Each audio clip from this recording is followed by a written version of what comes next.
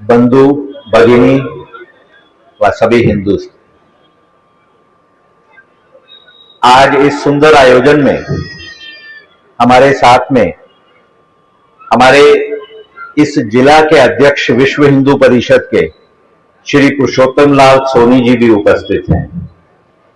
हमारे जिला मंत्री श्री राकेश जी भी उपस्थित हैं। उन सबके साथ में हमारे यहां पर सभी राष्ट्रीय स्वयंसेवक संघ के स्वयंसेवक, नगर कार्यवाह श्री हरीश जी और जनसेवक रमेश जी वगैरह सब उपस्थित हैं। सर्वप्रथम तो मैं सभी आयोजकों को इस सुंदर आयोजन की बधाई देना चाहता हूं।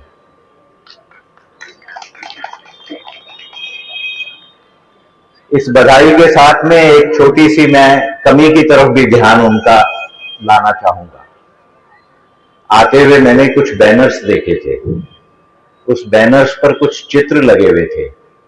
मेरा अनुरोध है कि हम ऐसे चित्रों को लगाते हुए ये ध्यान रखें कि हमारे पूजनीय संत, हमारी साध्वी, उन सब के चित्र ऊपर होने चाहिए। ये थोड़ी सी कमी रही है। साथियों, हम 21वीं सदी में चल रहे हैं। इस शताब्दी एक चौथाई हिस्सा बीत चुका है। इसी शताब्दी का प्रारंभ हुआ था एक ऐसी घटना से जिसको हम सब लोग 9/11 से याद करते हैं। 11 सितंबर को आज तक का सबसे बड़ा आतंकवादी आक्रमण हुआ था न्यूयॉर्क में, और इसी 11 सितंबर को 2 शताब्दी पूर्व 19वीं शताब्दी जब समाप्ति पर थी, शिकागो में एक भारतीय स्वामी विवेकानंद जी गए थे और उन्होंने पूरे विश्व को विश्व भाईचारा और विश्व शांति का इसी तिथि पर संदेश दिया था। साथियों, एक ही तिथि में विश्व को 2 दर्शन, 2 ज्ञान से परिचित कराया गया है। स्वामी विवेकानंद कहते थे कि प्रत्येक राष्ट्र की एक पहचान होती है। Every nation has A identity. प्रत्येक राष्ट्र की एक डेस्टिनी होती है, एक भविष्य होता है। Every nation has a destiny. प्रत्येक राष्ट्र का एक लक्ष्य होता है। Every nation has a mission to accomplish. 2 वर्ष की पूरे भारत में परिक्रमा की स्वामी विवेकानंद जी ने। 4 वर्ष विदेशों में भ्रमण किया, वापसी भारत में हुई। भारत उस समय परतंत्र था। 3 संदेश उन्होंने भारत के लिए उस समय कहे। भारत को संगठित होना है, एक ऐसा तंत्र बनाना है जिसके द्वारा भारत के प्रत्येक नागरिक को, प्रत्येक निवासी को हम संगठित करें। एक ऐसी पद्धति बनानी है जिससे हम व्यक्ति निर्माण करें, और इस सबसे ऊपर आने वाले कुछ वर्षों तक प्रत्येक भारतीय को किसी और देवी देवता का पूजन नहीं करना है, उपासना नहीं करनी है, सिवाय भारत माता के। 19वीं शताब्दी अंतिम समय पर स्वामी विवेकानंद जी के द्वारा ये 3 चिंतन, ये 3 लक्ष्य समाज को प्रस्तुत किए गए थे। जब पूरे विश्व की यात्रा करके वो आए थे, पूरे विश्व की परिकल्पना, पूरे विश्व को स्टडी किया था, और भारत में जो भारत परतंत्र है उसकी कमियों के बारे में उनको ध्यान आया था। साथियों, यही चिंता जिस समय राष्ट्रीय स्वयंसेवक संघ की स्थापना हुई 1955 में, 27 सितंबर को वर्ष प्रतिपदा हम सब जानते हैं विजयदशमी के दिवस पर डॉक्टर साहब को भी थी। हम स्वाधीनता का संघर्ष तो कर रहे हैं, इतिहास में अनेकों बार हुआ है, हमारे पर आक्रांता आए, आक्रमण किया, कुछ देर के लिए हम पर विजय प्राप्त की, हमने फिर प्रतिरोध किया, हमने वापस उनको खदेड़ा, हम फिर से विजयी हो गए।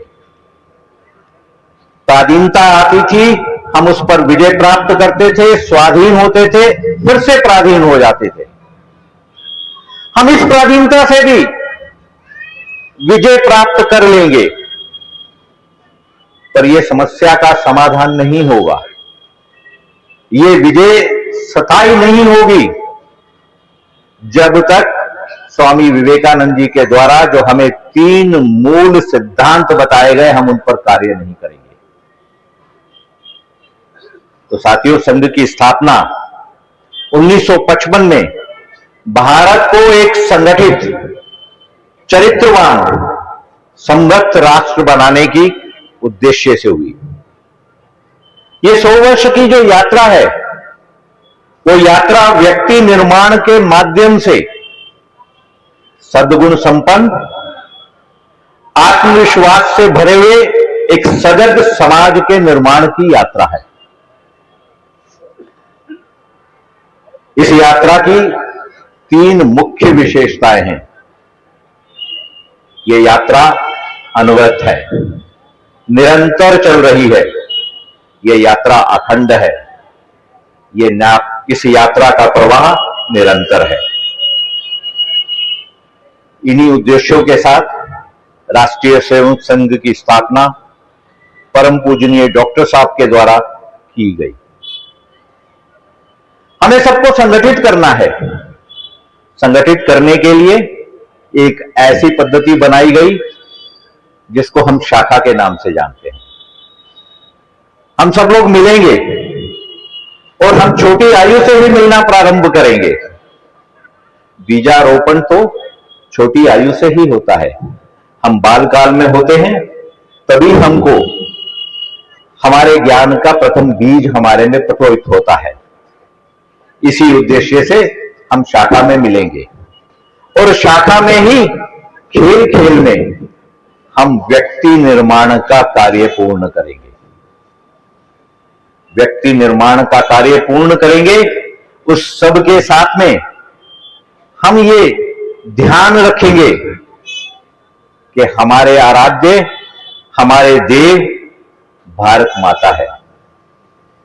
हमने किसी एक व्यक्ति के ऊपर अपने इस संगठन को, उनको हम मुख्य मानेंगे, ऐसा करके कार्य नहीं प्रारंभ किया।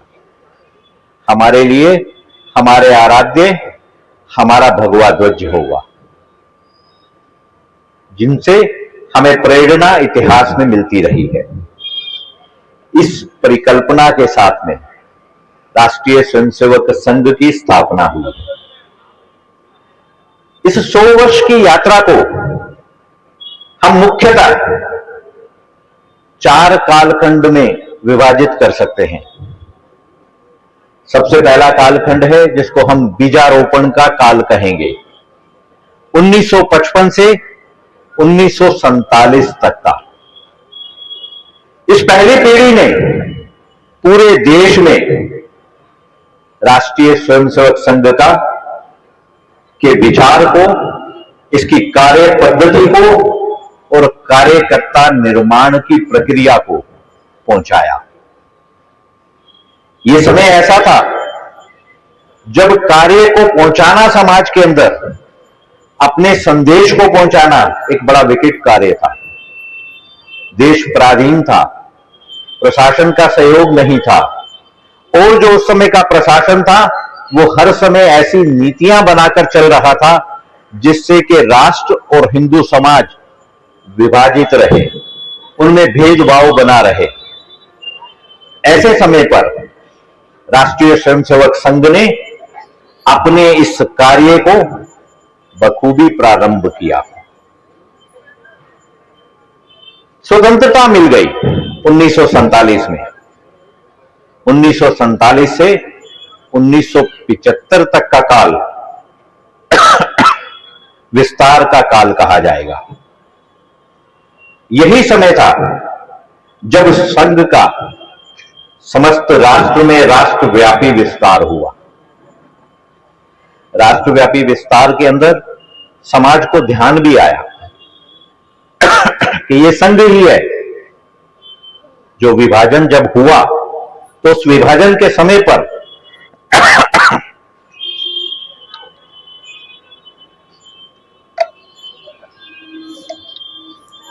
आज के इस पाकिस्तान को, वहां से जब हम लोग आ रहे थे, समस्त हिंदुओं को उनको सुरक्षा प्रदान करते हुए लाना, इस उद्देश्य को बखूबी निभाया।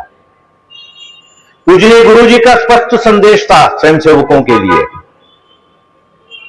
कि पाकिस्तान से विभाजन के बाद में जो भी हिंदू हैं वो जब आएंगे भारत में तो उसमें अंतिम हिंदू संघ का स्वयंसेवक होगा।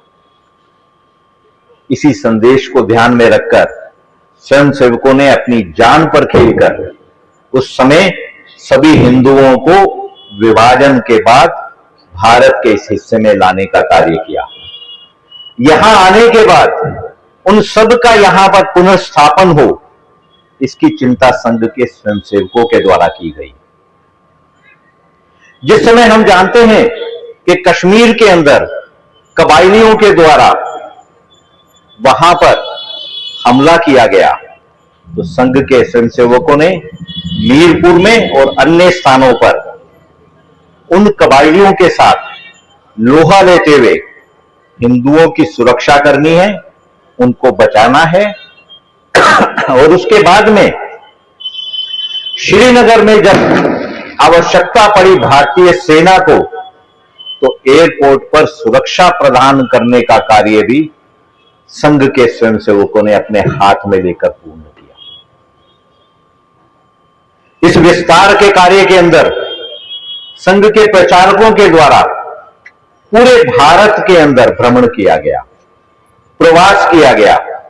ऐसे भी उदाहरण मिले हैं कि प्रचारक एक नए क्षेत्र में अपना कार्य करने के लिए जाते हैं, वहां जाकर समाज में, क्योंकि समाज को अपने प्रचारकों के बारे में मालूम नहीं है, परिचय नहीं है उनसे, तो वो स्वयं आगे बढ़कर वहां जाकर इन विकट परिस्थितियों में रहते हैं कि कभी कभी तो रेलवे स्टेशन पर उतरकर वहीं से ही अपना कार्य करना शुरू कर देते हैं।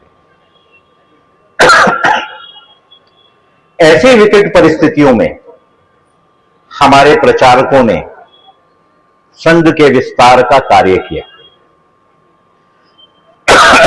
क्षमा चाहता हूं मैं।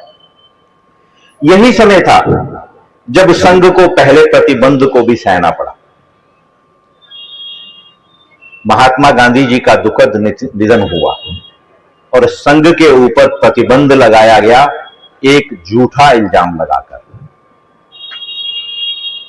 अनेकानेक यातनाएं स्वयंसेवकों को दी गई, पर संघ अपने लक्ष्य से डिगा नहीं।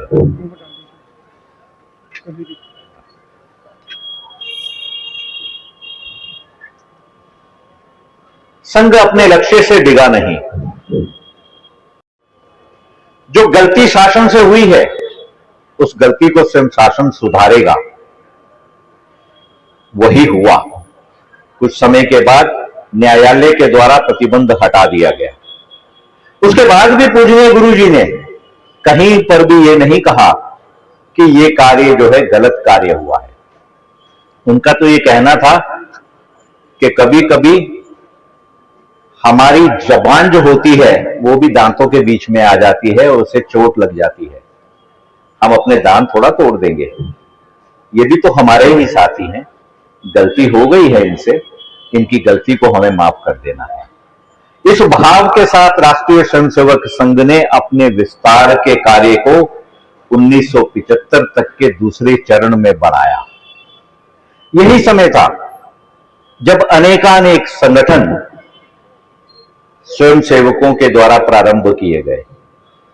छात्रों में कार्य करने के लिए अखिल भारतीय विद्यार्थी परिषद, धार्मिक क्षेत्र में कार्य करने के लिए विश्व हिंदू परिषद, मजदूरों में श्रमिकों में कार्य करने के लिए भारतीय मजदूर संघ, राजनीतिक क्षेत्र में कार्य करने के लिए भारतीय जनसंघ, ऐसी अनेक संस्थाएं, संगठन स्वयंसेवकों के द्वारा इसी काल के अंदर प्रारंभ हुए।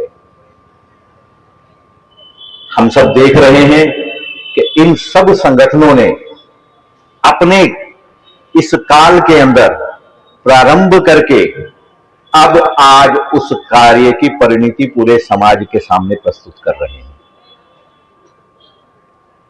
इससे अगला समय हम कहेंगे 1975 से 2000 तक का, यह था विश्वास अर्जन का समय। यही समय था जब हमारे राष्ट्र को आपातकाल की विभीषिका देखनी पड़ी।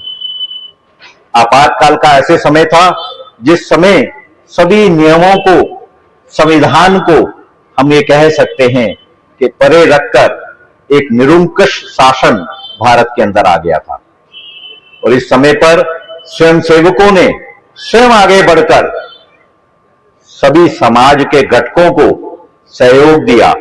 जिस समय विपक्षी नेताओं को कहीं पर शरण नहीं मिल रही थी, स्वयंसेवकों ने आगे बढ़कर अपने निवास पर उनको शरण दी और स्वयंसेवकों ने आगे बढ़कर इमरजेंसी में आपातकाल को किस तरीके से आंदोलन करके समाप्त करना है, इस कार्य को अपने हाथ में लिया। आपातकाल का समय गया।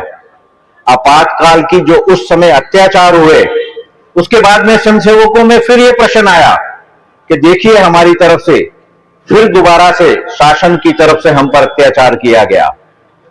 उस समय के हमारे पूजनीय सरसंघचालक जी ने स्वयं आगे बढ़कर कहा कि हमें इस सब को प्रतिरोध करके नहीं लेना है, ये भी हमारा ही हिस्सा है। गलती किसी से भी होती है, उस गलती को छोड़कर हमें सबको साथ लेकर आगे बढ़ना है। इसी भाव के साथ में ये आगे का काल आया जिसमें हमने समाज का विश्वास प्राप्त किया। यही समय था जिस समय पूजनीय संतों के द्वारा हमारे ही संगठन विश्व हिंदू परिषद को राम जन्मभूमि का कार्य दिया गया।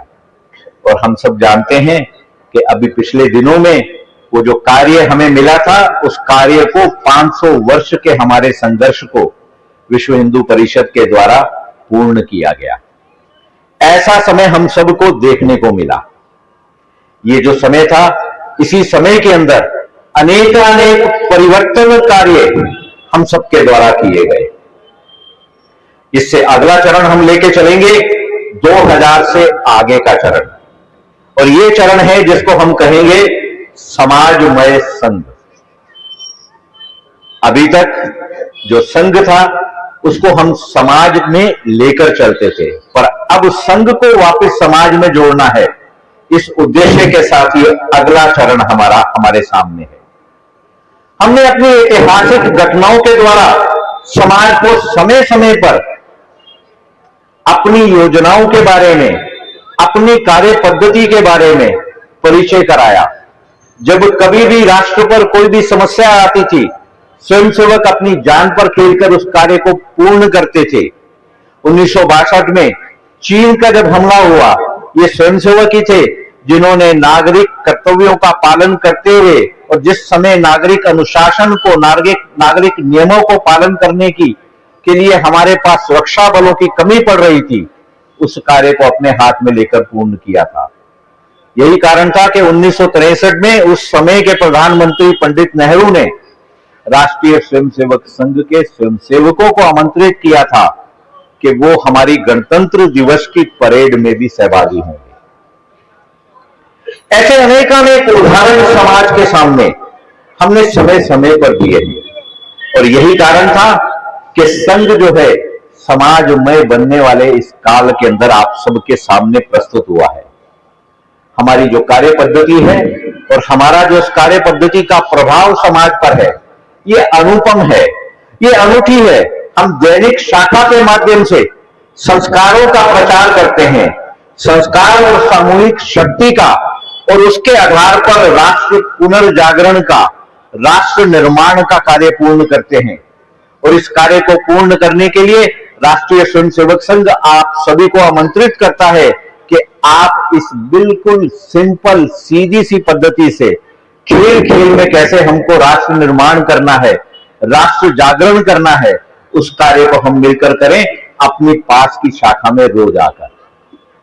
इस शताब्दी वर्ष में जो अनेकानेक परिवर्तन आए हैं, समाज का जागरण हुआ है, हमारे हिंदू समाज के अंदर स्वाभिमान का पुनर्जागरण हुआ है, एकता का भाव हम सबको देखने को मिला है, उसके जो परिणाम सुखद हम सबके सामने आए हैं, चाहे हम उसको बोले 500 वर्ष की संघर्ष की परिणति में प्रभु राम का भव्य मंदिर हमारे सामने बना, काशी कॉरिडोर हमारे सामने बना, महाकाल अपने नए रूप में हमारे सामने आया, इस सब के साथ में हमारा जो स्वप्न था अखंड भारत का, उसका पहला चरण 370 की समाप्ति के रूप में सामने आया।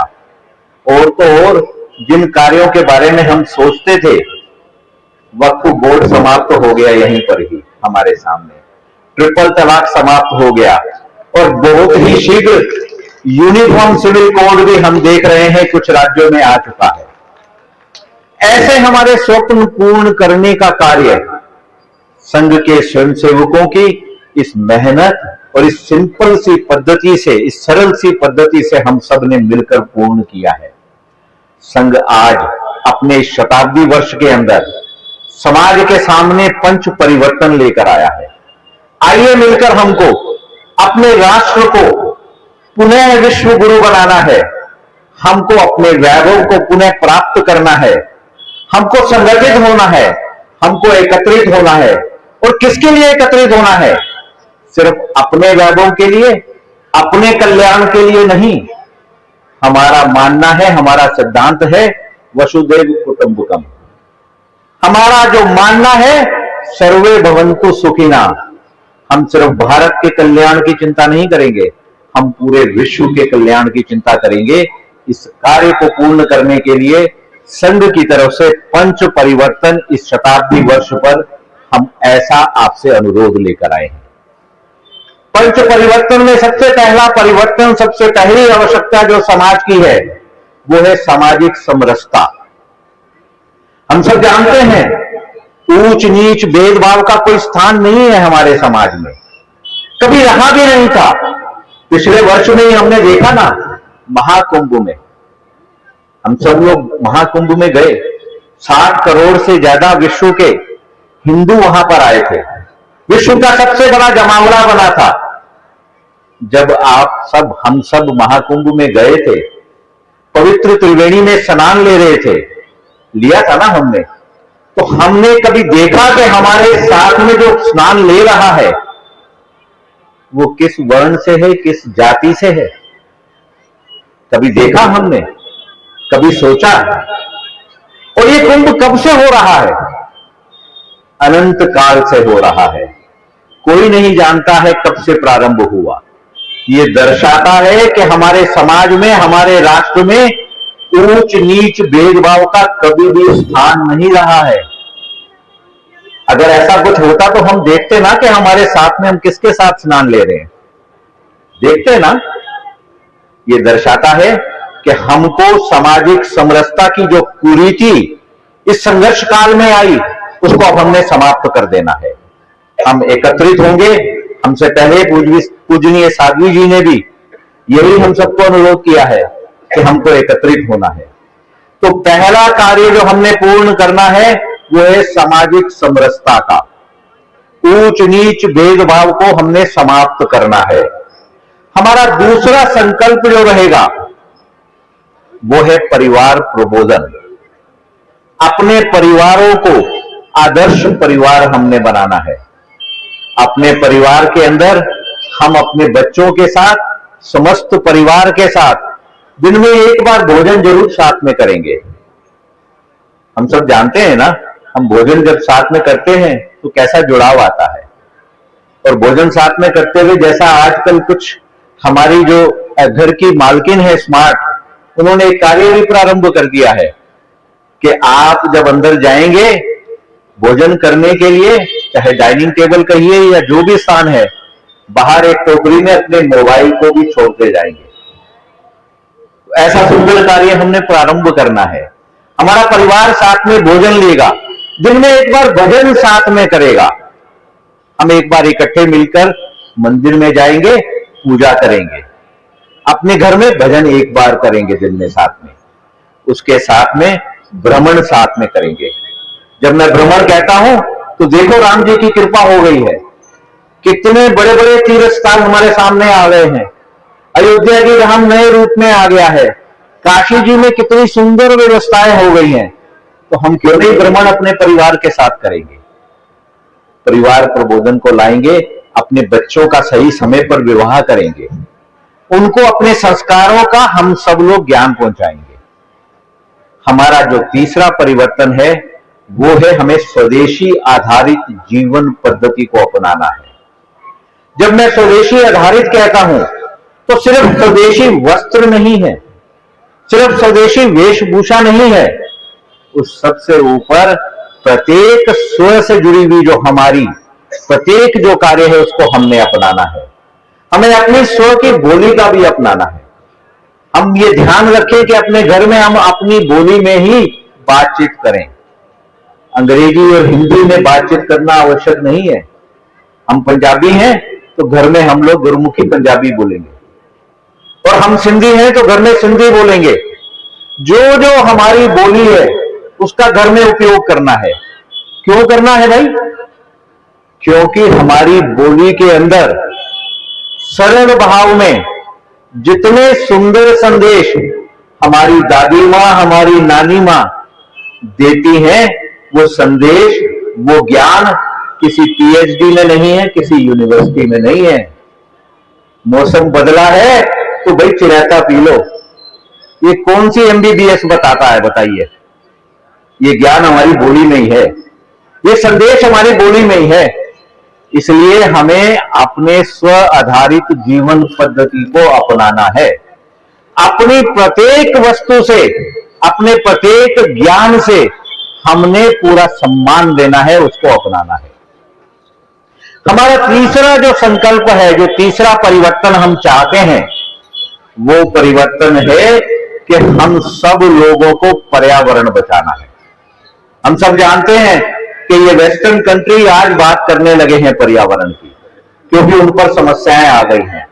पर हमारे यहां तो ऐसा नहीं था। हमारे यहां तो हम शुरू से ही, हमारी पूजा भी प्रारंभ होती थी हमारी प्रकृति से। प्रकृति स्वयं हमारे लिए इष्ट रहे हैं। तो इसलिए हमने पर्यावरण को बचाना है। पर्यावरण बचाने के लिए जो कार्य हमें करने की आवश्यकता है, छोटे छोटे कार्य, यहां के आयोजकों ने हालांकि मुझे प्लास्टिक की बोतल दी है, हमें प्रयास करना है कि इसका उपयोग कम से कम करें। हम लोग गिलास में जितना जल चाहिए उतने ही जल का उपयोग करें। अपने ऐसे कार्य करें जिससे पर्यावरण बचे, क्योंकि भविष्य को हमने एक ऐसा भारत, एक ऐसी भूमि देनी है, एक ऐसा भूलोक देना है जो कि उनको सुखमयी रखे। ऐसी जो समस्याएं हम दिल्ली में देख रहे हैं, ऐसी समस्याएं नहीं रहें। तो इसके लिए हमें पर्यावरण को अपनाना है। और इस सब के साथ में एक जो अंतिम संकल्प है, जो हम परिवर्तन पूरे समाज से हम अनुरोध कर रहे हैं, वो है अपने नागरिक कर्तव्यों का पालन। जो हमारे कर्तव्य हैं उसका हम पालन करें। हमारी सभ्यता, हमारा राष्ट्र और हमारा धर्म हमें अधिकार के बारे में पहले नहीं बोलता, हमें पहले बताया जाता है अपने कर्तव्यों के बारे में। हमारा मानना है कि एक माता पिता के अधिकार अपने आप आ जाएंगे जब बच्चे अपने कर्तव्यों का पालन करेंगे, और इसी तरह से बच्चों को उनके अधिकार अपने आप मिल जाएंगे जब माता पिता अपने कर्तव्यों का पालन करेंगे। तो आइए आगे बढ़कर शासन का साथ दें, और जो नियम हैं उन नियमों को हम स्वयं आगे बढ़कर पालन करें। हम सही समय पर अपना टैक्स दें, सड़क के ऊपर चल रहे हैं तो ट्रैफिक नियमों का पालन करें। जो जो अपेक्षाएं हैं शासन की उसको हम पूर्ण करें। हम सब लोग मिलकर इन 5 कार्यों को पूर्ण करेंगे, इन 5 संकल्पों को पूर्ण करेंगे, तो मेरा यह मानना है कि हम अति शीघ्र जो हमारा लक्ष्य है भारत को वैभवशाली बनाना है, एक स्वाभिमान पूर्ण एक ऐसे राष्ट्र का निर्माण करना है, एक ऐसे उदाहरण को पूरे विश्व को प्रस्तुत करना है। हमने अनेक समय पर किया है इन उदाहरण को प्रस्तुत। कोरोना काल पे भी हमने देखा था, पूरा विश्व जो जिस समय त्राहिमाम कर रहा था, हमने उसी विश्व को वैक्सीन दी थी। 70 से ज्यादा देशों को वैक्सीन भारत के द्वारा फ्री दी गई थी। ऐसे अनेक अनेक कार्य किए हैं।